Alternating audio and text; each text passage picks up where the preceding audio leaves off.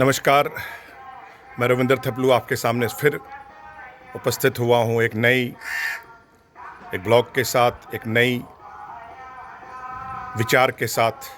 आशा करता हूँ आपको ये पसंद आएगा। ये मेरी YouTube चैनल रविंदर थपलू को लाइक कीजिए, सब्सक्राइब कीजिए और उसको अपने कमेंट्स भी लिखिए। अभी आपने एक दिन 2 दिन पहले मैंने आपको एक ब्लॉग डाला था जिसमें मैंने आपको रूफटॉप गार्डनिंग के बारे में बताया था। उसी का आज मैं थोड़े दृश्य दिखा रहा हूँ आपको कि रूफटॉप गार्डनिंग में क्या करने की ज़रूरत है। आज हम प्रैक्टिकली वो देखेंगे। आइए मैं आपको दिखा देता हूँ। ये देखिए, ये मेरे बेड्स हैं। ये अभी तक बिल्कुल इनमें खरीफ की जितनी भी सब्जियां थी लगी थी।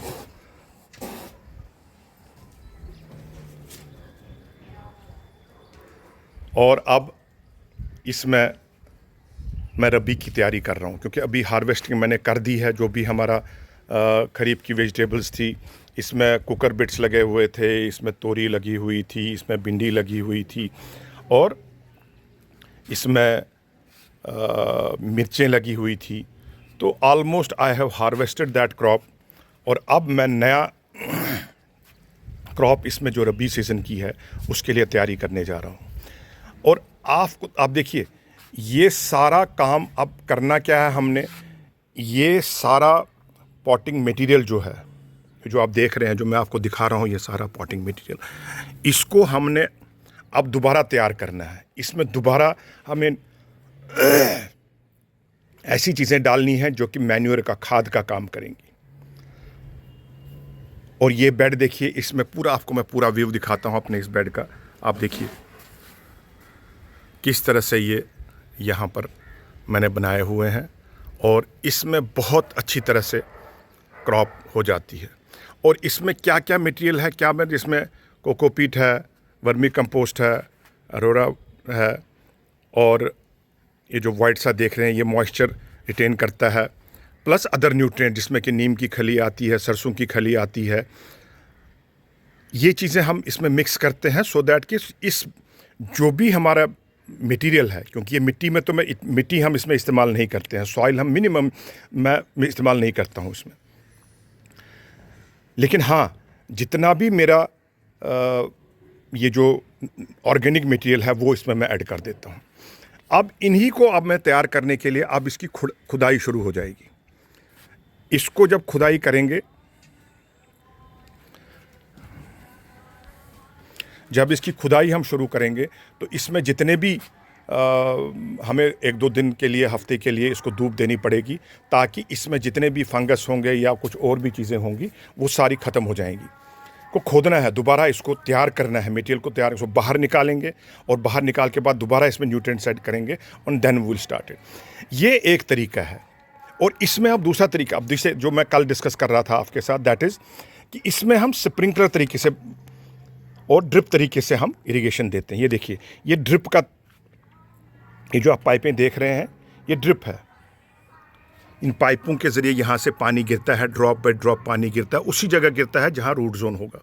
ये हमारा ड्रिप सिस्टम है यहाँ पर। और इस ड्रिप सिस्टम को मैंने वहाँ मेन टैंकी से कनेक्ट, ये ड्रिप सिस्टम है।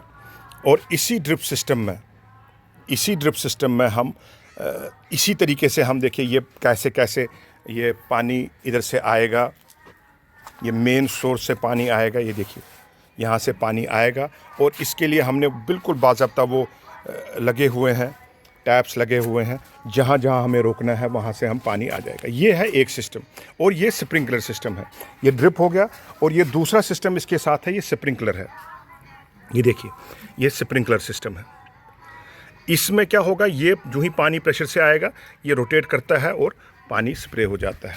ये देखिए, इसमें जितने भी मैं हमेशा आपको कहता हूँ ये ड्राई लीव्स वगैरह है वो उसी में मिक्स कर देते हैं ताकि ये भी एक ऑर्गेनिक मटेरियल का काम करता है और हमारे जो मटेरियल है उसको ठीक बनाता है। ये एक चीज़ है। This is one part of it. Another part is कि हमें जब भी, जो मैंने कल भी कहा था आपको, जब भी आपको अपने घर के रूफ टॉप पर कोई भी गार्डनिंग करनी हो, प्लीज़ पहले उसको वाटर प्रूफिंग कर दीजिएगा, क्योंकि वाटर प्रूफिंग, ये देखिए जैसे मैंने वाटर प्रूफिंग किया हुआ है, सारा अपना छत वाटर प्रूफ कर दिया हुआ है, ताकि कोई भी मटेरियल, कोई भी पानी इसमें नीचे सीपेज न कर दे। ये दूसरी एहतियात आपने बरना है। तीसरा चीज़ है कि जितना भी अगर आपको सीड्स अभी कुछ लगाने हैं, देखिए जैसे मैंने छोटे छोटे बैग्स बना दिए हैं, इनमें मैंने अब क्या करना है, इनमें मैंने सीड्स डालने हैं, क्योंकि मैंने फिर कहा आपको कि सीडलिंग्स के थ्रू ही रबी में मैक्सिमम प्लांटेशन जो वेजिटेबल्स लगती हैं, इनमें सीड डालेंगे और इन्हीं से फिर सीडलिंग निकलेगी।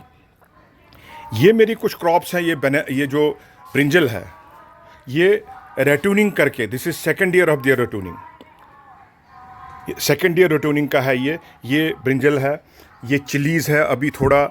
और आपने देखा होगा जैसे मैं थर्माकोल में, ये देखिए थर्माकोल को भी मैंने तैयार कर लिया है, इसमें भी आप कुछ लीफी वेजिटेबल्स लगाएंगे, जैसे मेथी है, धनिया है, वो इसमें लगाना शुरू कर दें। ये चिलीज़ है। और ये भी ब्रिंजल है, ये राउंड वाला ब्रिंजल है, ये भी ब्रिंजल है यहाँ पर, ये भी ब्रिंजल है। और ये देखिए चिलीज़ का प्लांट कितना अच्छा, इसमें कितनी चिलीज़ आ रही हैं, कितनी ज़बरदस्त चिलीज़ आ रही है। ये देखिए गुच्छे के गुच्छे चिलीज़ आ रहे हैं इसमें। ये देखिए, ये है हमारा चाइना रोज़ की एक वैरायटी। और ये भी यहाँ पर जो ब्रिंजल है, ये वाइट वैरायटी है, ये देखिए वाइट वैरायटी है ब्रिंजल की, ये निकल आए हैं। और दूसरा जो हमारा पर्पल है, ये देखिए एक और, ये तैयारी हमें अब, ये देखिए पुदीना, कितना अच्छा पुदीना निकल आया है, ये देखिए इसमें भी ये मिर्ची लगी हुई है। और ये वो बिल्कुल पिपली मिर्च जिसको कहते हैं, जिसकी बड़ी कौड़ी मिर्च होती है, ये पुदीना लगा हुआ है हमारे 2-4 बेड्स में। ये देखिए इसको भी अभी हार्वेस्ट करते हैं, सुखाते हैं और इसकी चटनी वगैरह बना लेते हैं। सो मेरा आपको ये कहने का, और जो गुलाब है, आप गुलाब को भी आपने इसी टाइम अक्टूबर के महीने में ही थोड़ी प्रूनिंग कटिंग, जो भी इसमें जैसे देखिए मेरे, अब ये देखिए ये ब्रांच थोड़ी ख़राब हो गई है, पत्ते ख़राब हो गए हैं, या कोई इसमें अनवांटेड ट्विग है, उसको काटना है, सो दैट कि हमें जब फ्लावरिंग लेनी हो तो। और इसमें भी हमें कुछ अच्छी बोन मील की खाद डालनी चाहिए हमें। ये अपराजिता का पौधा है, ये देखिए जो हम यूज़ करते हैं भगवान के चरणों में, शंकर जी के चरणों में ये समर्पित करते हैं ये पौधा। और ये फूल जितने भी नीचे गिरते हैं वही हमें चढ़ाने होते हैं। And this is also very good for, इसका काढ़ा बनाकर, इसका जूस पीकर, इसका एक बनाकर आप इसको गर्म पानी में उबालिए इसको थोड़ी देर के, इन पत्तों को, और इसको पीजिए। इससे भी हमारी हड्डियों का जो आर्थराइटिस की प्रॉब्लम होती है उसमें बहुत सारा सुधार हो जाता है। और ये एक प्लांट और है मेरे पास यहाँ पर, जिसे पत्थर चट्टा कहते हैं, जिससे कि अगर किडनी में कहीं स्टोन हो तो इसको चबाइए, तो ये भी अपना काम करता है पत्थर को ख़त्म करने में। और इसका कोई ये नहीं है, आप पत्ता भी कहीं दबा दीजिए और वो निकल आता है वो। ये दूसरा मैंने यहाँ पर एक और एक्सपेरिमेंट किया हुआ है, मेरे पास ये मैरीगोल्ड के कुछ सीड्स डाले हुए थे, वो निकल आए, लेकिन निकलने के बाद वो बड़े बन गए थे, लेकिन उसको काट के, उनको छोटे छोटे पीसेस करके, उसको हमने ज़मीन में इस पॉट में डाल दिया है, क्योंकि ये भी काम करता है। जो ही ये तैयार हो जाएंगे और इसी से फ्लावरिंग बहुत जल्दी आ जाएगी। ये भी एक तरीका मैंने अपनाया हुआ है। सो ये एलोवेरा देखिए। सो मेरा पॉइंट कहने का ये कि आपने जब भी रूफटॉप पे काम करना है, अपनी छत पर आपने काम करना है, आपने पहला ख्याल ये रखना है कि आपका जो मटेरियल है जिसमें आप ग्रो कर रहे हैं अपना